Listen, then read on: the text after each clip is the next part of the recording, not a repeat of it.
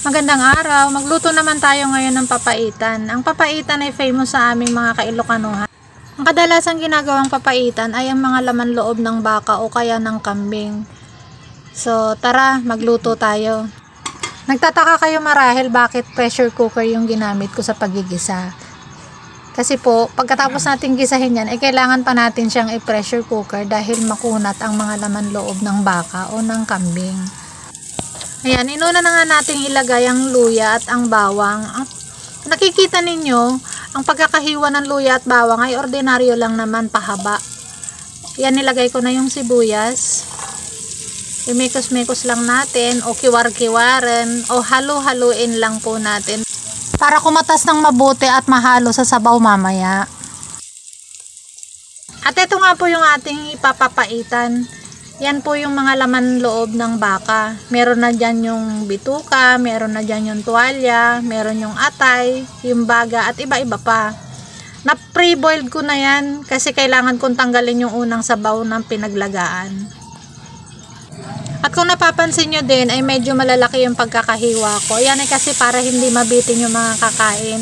Para kasing wala akong kinakain kapag maliliit ang pagkakahiwa niya. So ayan, minekos-mekos na natin ulit, kiniwar-kiwar.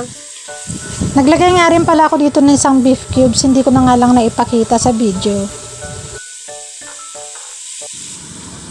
So lagyan na natin siya ng sabaw. 1 litrong tubig yung ginamit ko.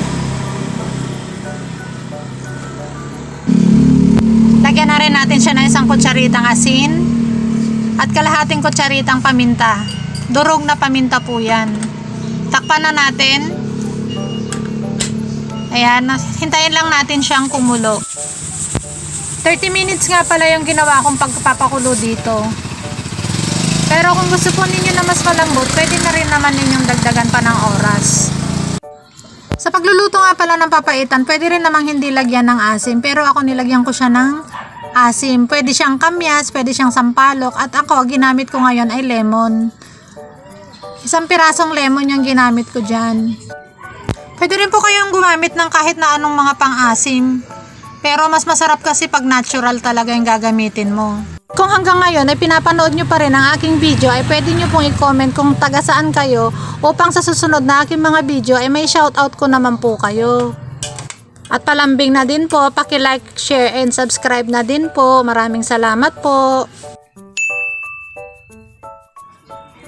Wala nga pala akong nabiling siling haba o yung siling panigang, kaya ang ginawa ko na lang ay nilagyan ko na lang siya ng bell pepper o siling lara. Isinunod ko na rin dito yung papaitan o yung pinakapait na nilalagay o yung sinasabi nilang apdo ng baka. At ayan, luto na po. Maraming salamat sa panonood. Bye-bye!